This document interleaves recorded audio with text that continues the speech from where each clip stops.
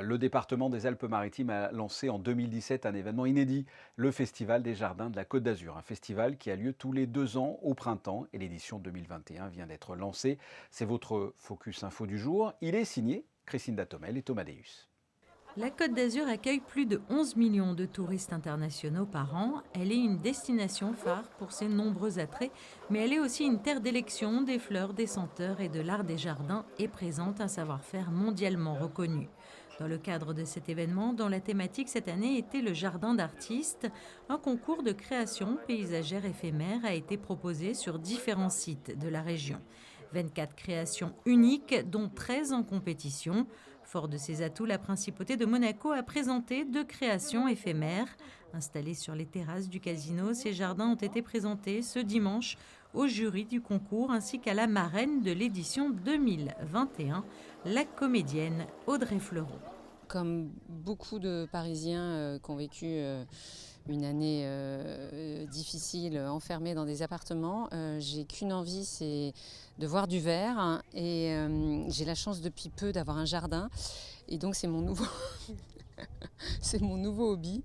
Et je me suis dit que j'allais glaner plein d'informations, plein d'idées. Et puis c'est vrai que voilà, après 16 mois difficiles, je trouve que ces petites parenthèses enchantées m'émerveillent. Et puis aussi, j'aimais bien la thématique de cette année qui est Jardin d'artistes. Je trouve ça super intéressant de voir comment les créateurs se sont emparés chacun de cette thématique. Et c'est vrai que c'est à chaque fois on traverse un petit moment magique, c'est une histoire qu'on vous raconte, vous vous posez. 2 jardins éphémères ont donc été créés face à la mer, un lieu enchanteur où tous les rêves sont permis. Imaginé par 2 artistes paysagistes, ces créations s'intitulent D'un rêve à l'autre et Libérer les nanas. It is because I want to make a surreal garden. And I always think if landscape design and gardening is a form of art, it should also be applied like all the other form of art, like painting, sculpture, writing poetry, that you also could express it in a surrealism way.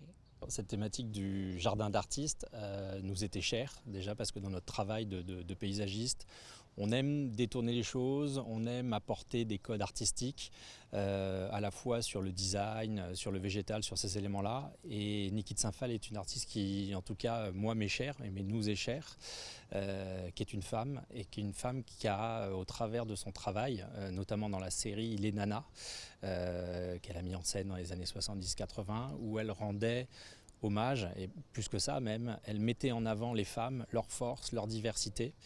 Et aujourd'hui, c'est en tout cas un sujet qui est important. Et il faut que ce sujet-là, des femmes, de l'égalité, soit comme ça porté, mis en avant. Et on pensait qu'on pouvait faire un parallèle justement entre cette diversité végétale dans un jardin et de parler de cette diversité-là, de ces formes, de ce rôle, de ces couleurs-là, et que c'était le lieu idéal en tout cas pour en parler.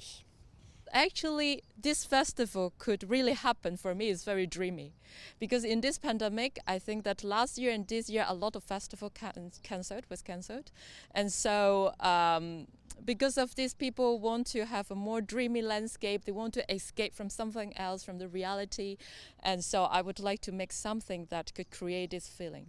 L'art et les jardins constituant un terreau d'émotions et d'inspiration permettant de transmettre un message écologique fort, il était donc tout naturel pour Christophe Gautran de favoriser la biodiversité à travers son jardin. Un projet éphémère, de par sa nature, n'est pas forcément écologique parce qu'il est monté, puis détruit, jeté.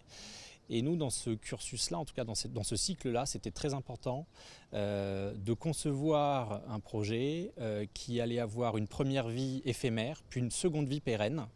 Et pour cela, on a travaillé avec des matériaux justement plus qualitatifs que dans un projet éphémère classique, mais la qualité de ces matériaux-là permettent de leur donner justement une seconde vie et on va essayer de travailler en tout cas avec Monte Carlo pour retrouver une mise en scène plus pérenne dans la ville et de remettre en scène ces bacs-là, ce végétal. En tout cas, tous les éléments seront repris, ne seront pas jetés, ce qui est vraiment aujourd'hui quelque chose d'extrêmement important quand on fait des projets de cette nature-là. Je trouve ça super, il y a plein de jeunes qui sortent des écoles, qui nous ont présenté leur jardin. Et je trouve ça super justement de leur donner la possibilité d'éventuellement travailler directement à la sortie. Donc voilà, j'ai glané plein de cartes, j'ai glané plein d'idées. Ne serait-ce que ce que vous voyez derrière vous, là, qui est absolument une idée géniale de bacs de bacs bancs. Je trouve ça super. Je crois qu'il n'y a pas eu un jardin où j'ai pas eu une envie. Celui-là, il est super aussi parce qu'il est totalement métaphysique. Enfin, il y a plein de choses à glaner, mais le fait est que moi, ma maison, elle est en Normandie. Alors en termes de végétation, je vais peut-être pas pouvoir me lancer dans du palmier et du bananier. Et c'est en fin de journée dimanche que le palmarès a été rendu. Après un choix difficile, le jury a décidé de récompenser la création Contemplation installée à Cannes dans les jardins de la Villa Rothschild. Le Festival des Jardins de la Côte d'Azur vous donne rendez-vous jusqu'au 9 juin pour découvrir ces différentes créations paysagères. Des conférences et des animations se tiendront également sur tout le département. La Principauté de Monaco a quant à elle décidé de présenter ses créations éphémères durant tout l'été. Pour l'occasion, la direction de l'aménagement urbain a elle aussi créé un espace comme un reflet de l'infini. Lorsque vous pénétrez sur le site, un jardin aux 1001 couleurs et aux nombreux reliefs vous accueille comme une invitation au voyage et au dépaysement.